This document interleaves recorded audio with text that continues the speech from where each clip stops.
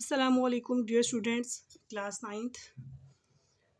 आज हम स्टार्ट करेंगे एक्सरसाइज नंबर 1.3।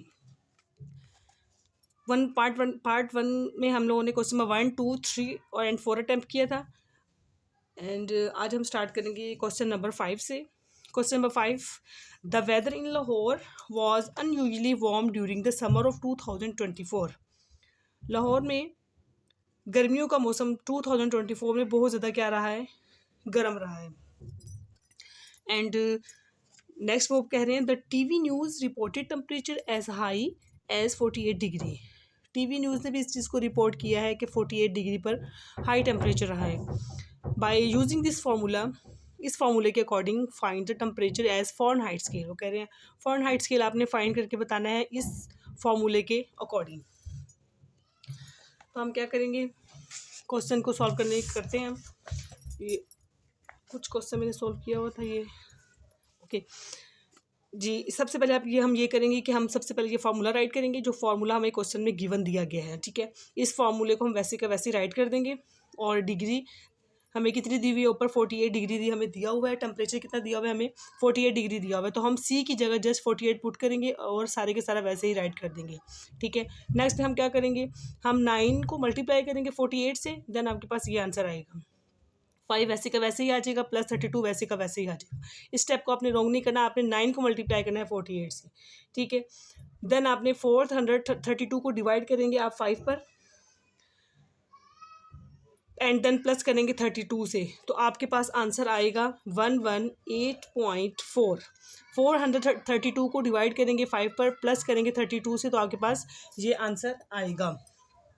तो हमने ये टेम्परेचर जो है वो फ़ारेनहाइट स्केल का फाइंड कर लिया है क्वेश्चन नंबर 5 के अंदर। सिंपल था, बहुत इजी सा क्वेश्चन था। एंड देन हम क्वेश्चन नंबर 6 की तरफ आते हैं।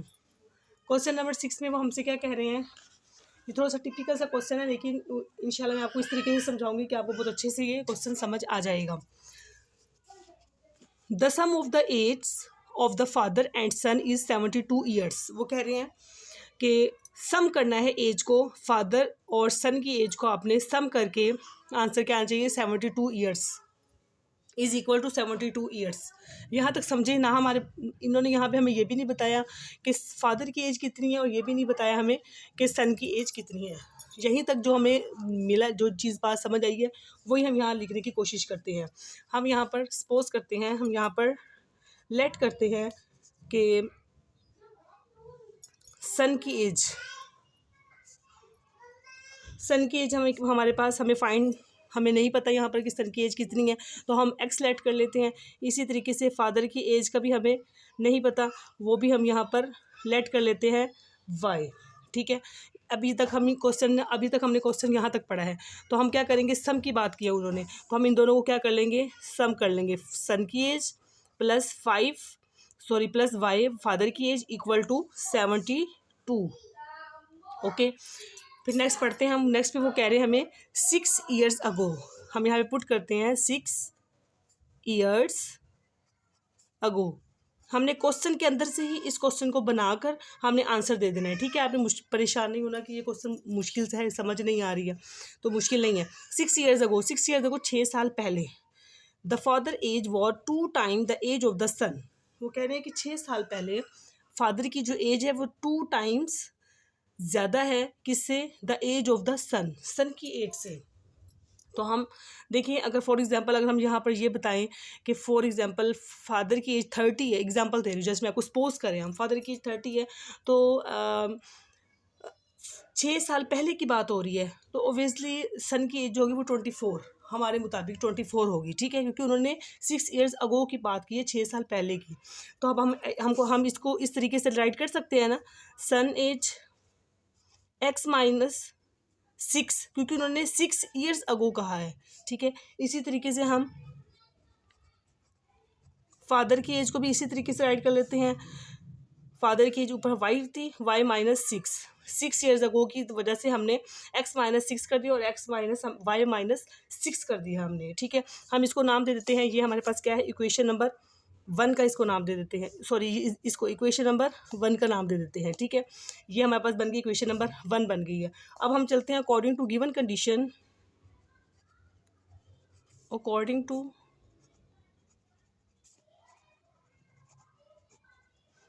टू गिवन कंडीशन हम क्या करेंगे, y minus 6 years ago the father age was 2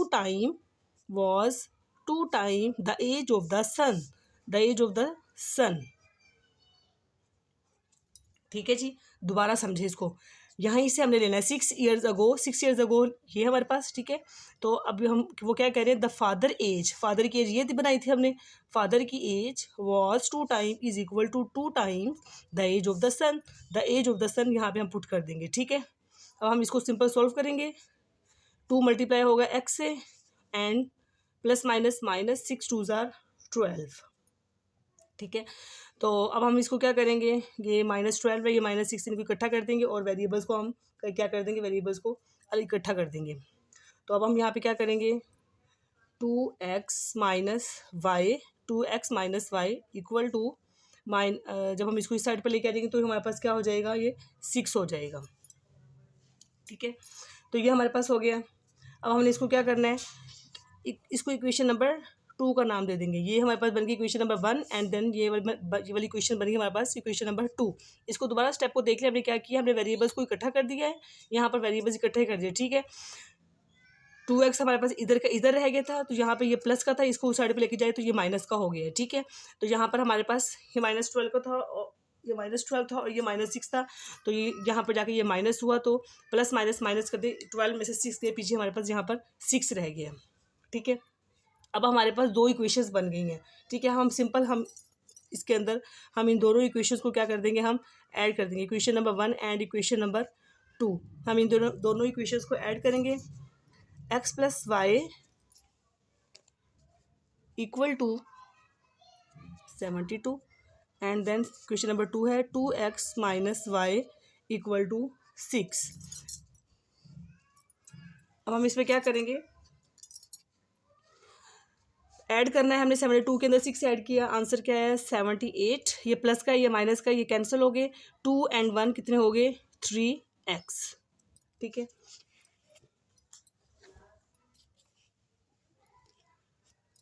okay जी, हमने x की वैल्यू फाइंड करनी है, तो x हमारे पास यहाँ पर सिंपल हमारे पास यहाँ पे x रहेगा और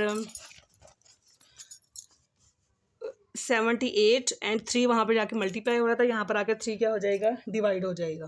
तो यहाँ पर हमारे पास x की वैल्यू क्या निकल आएगी, 26 निकल आएगी। यहाँ पर हमारे पास x की वैल्यू क्या निकल आई है, 26 निकल आई है। ठीक है, तो अब हम 2 वेरिएबल, एक x है एक y है, तो यहाँ पर हमारे पास x की वैल्यू निकल आई है, तो अब हमने y की वैल्यू भी, आपके पास 2 इक्वेशन है, इसकी कोई भी इक्वेशन देखिए इसको उधर पुट कर ले, x माइनस 6 ले ले, y माइनस 6, यहाँ चूँकि x माइनस 6 है तो हम सिंपल यहाँ पर x माइनस 6 राइट करेंगे यहाँ पर, और x की वैल्यू हमने 26 निकाली है, 26 माइनस 6, 26 में 6 के पीछे कितना रह गया, 20 रह गया। ठीक है, ये सिंपल क्वेश्चन था और उम्मीद है कि आप लोगों को इस क्वेश्चन की समझ आ गई होगी।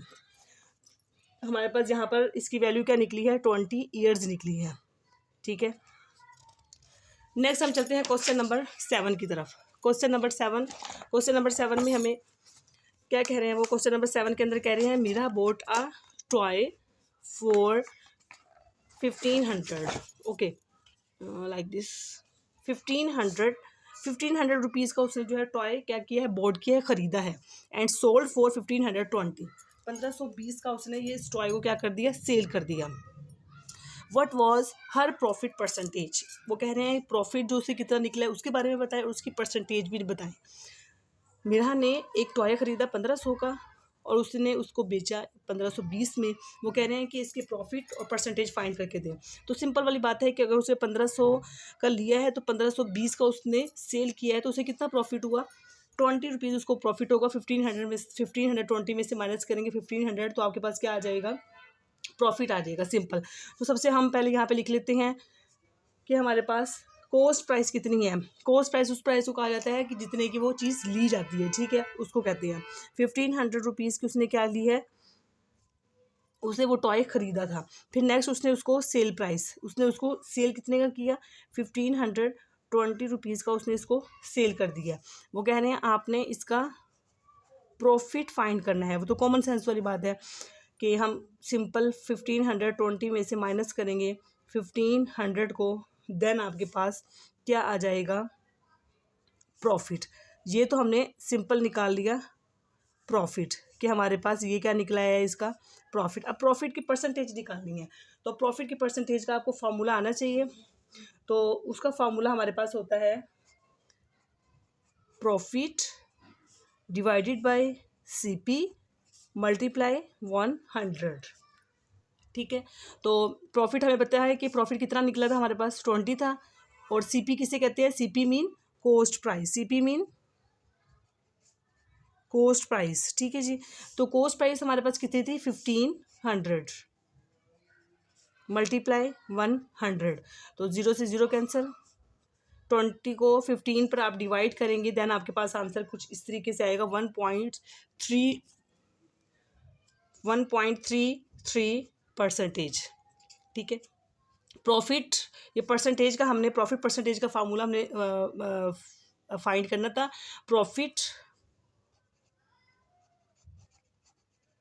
प्रॉफिट परसेंटेज, ठीक है, प्रॉफिट परसेंटेज का फार्मूला कैसे होता है, profit divided by CP multiply 100। Profit की वैल्यू हमारे पास गिवन थी और CP मींस कोस्ट प्राइस की वैल्यू भी हमारे पास गिवन थी, तो मल्टीप्लाई 100 था। 0 से 0 कैंसिल हो गए, 20 को 15 पर आप डिवाइड करेंगे तो आपके पास आंसर क्या आ जाएगा, 1.33% आपके पास जो है इसकी निकल आएगी। ठीक है, ईजी था, मुश्किल नहीं था क्वेश्चन नंबर 7। नेक्स्ट हम चलते हैं क्वेश्चन नंबर 8 की तरफ। क्वेश्चन नंबर 8 में क्या कह रहे हैं, the annual income of Tayyab, Tayyab की साल की इनकम, एनुअली इनकम साल की इनकम को कहा जाता है। पूरे साल की इनकम कितनी है, 9,60,000। पूरे साल की तैयब की इनकम कितनी है, 9,60,000। While the exempted amount, exempted amount क्या होती है, ऐसी रकम होती है जिसमें आपको कोई टैक्स नहीं लगेगा, जिसमें आपको कोई टैक्स नहीं लगेगा, उसको कहते हैं एग्जेम्प्टेड अमाउंट। जबकि वो कह रहे हैं एग्जेम्प्टेड अमाउंट कितनी है, 1,30,000। मीन्स कि जो इतनी अमाउंट है 1,30,000, इस पर उसको टैक्स पे नहीं करना पड़ेगा। How much tax would he पे एट द रेट ऑफ 0.75%। वो कह रहे हैं कि उसको कितना टैक्स पे करना पड़ेगा, किस रेट पर, 0.75% पर उसको कितना टैक्स पे करना पड़ेगा। साल की उसकी इनकम इतनी है और उसको उसकी इतनी अमाउंट के ऊपर उसको टैक्स पे नहीं करना पड़ेगा, जबकि 0.75% के ऊपर उसको कितना टैक्स पे करना है, ये बात वो पूछ रहे हैं हमसे। तो सबसे पहले हमारे पास जो डाटा गिवन है हम उसको लिख लेते हैं। वो हमारे पास क्या है, गिवन डाटा। गिवन डाटा हमारे पास ये है कि जो एनुअल इनकम है,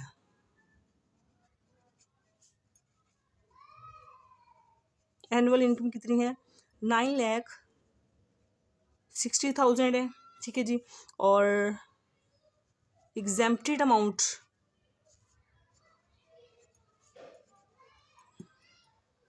एग्जेम्प्टेड अमाउंट हमारे पास कितनी है, 1,30,000। ठीक है, अब सिंपल हम करेंगे कि एनुअल इनकम में से एग्जेम्प्टेड अमाउंट को माइनस कर देंगे तो हमारे पास रिमेनिंग अमाउंट निकल आएगी।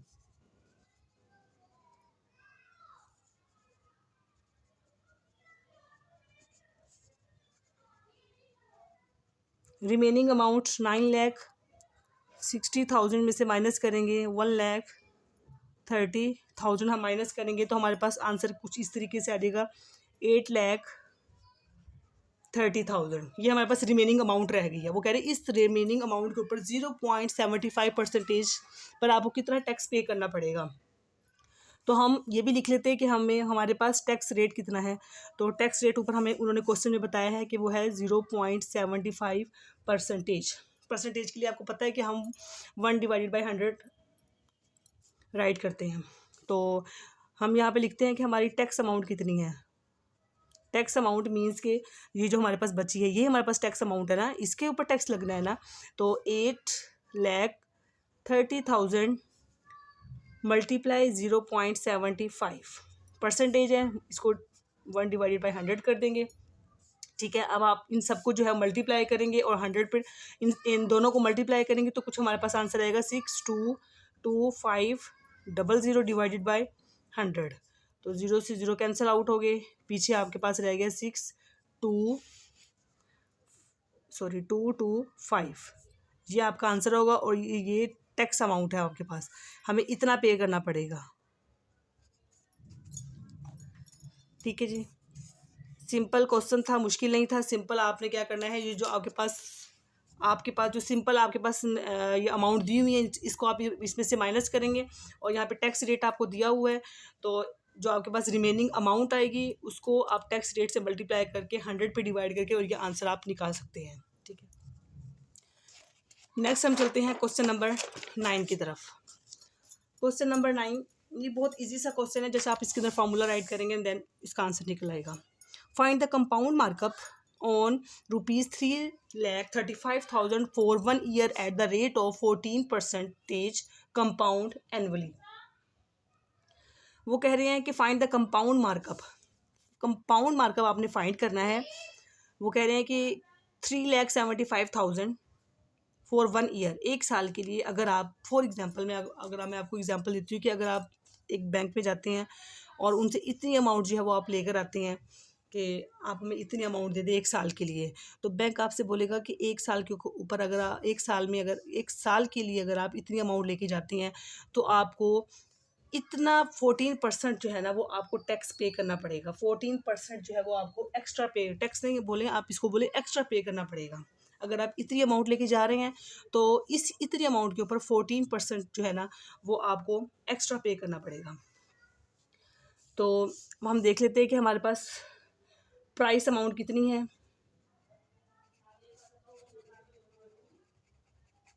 हमारे पास यहाँ पे प्राइस अमाउंट है 3,75,000 है। ठीक है, और यहाँ पर उन्होंने हमें टाइम 1 ईयर का दिया है, तो यहाँ पर हम लिखेंगे टाइम। प्रिंसिपल अमाउंट को आप राइट कर दें, इसको डिनोट कर देते हैं पी के साथ और टी को डिनोट कर देते हैं टी से। और ये हमारे पास टाइम कितना दिया हुआ है, 1 ईयर दिया हुआ है।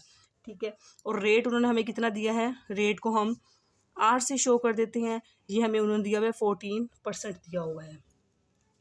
तो कंपाउंड मार्कअप का formula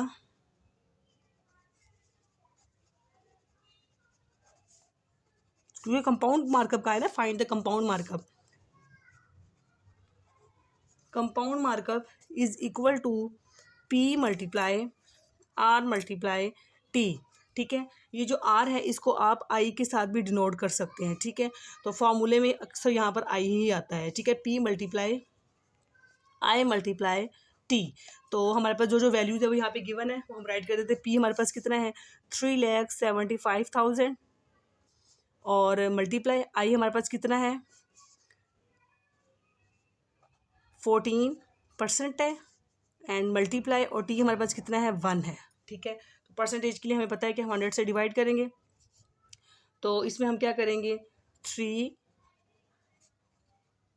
multiply 14 multiply 1 and divided by 100। जब इन सबको हम मल्टीप्लाई करेंगे ऊपर वाली वैल्यूज़ को, तो आंसर कुछ हमारे पास ऐसे आएगा 5250 डिवाइडेड बाय 100। जब आप इसको 100 पे डिवाइड करेंगे तो आपके पास आंसर आएगा 52500। ये हमारे पास क्या निकला है, कंपाउंड मार्कअप। ये हमारे पास क्या निकला है, कंपाउंड मार्कअप। इसमें सिंपल आपने फार्मूला पुट करके लिख देना है पी मल्टीप्लाई आई मल्टीप्लाई टी। एक्सरसाइज नंबर 1.3 यहाँ पर हमारी क्या हो जाती है, ख़त्म हो जाती है। ठीक है जी, उम्मीद है कि आपको एक्सरसाइज की समझ आ गई होगी। कोशिश करें कि अपने दूसरे फ्रेंड्स के साथ भी शेयर करें, बेल आइकन को प्रेस करें और मेरे चैनल को सब्सक्राइब करें ताकि नेक्स्ट आने वाली वीडियोज़ आपको जल्दी से मिल सके। एंड इन क्वेश्चंस की अच्छे से प्रैक्टिस कीजिएगा। ओके जी, अल्लाह हाफिज़, अस्सलाम वालेकुम।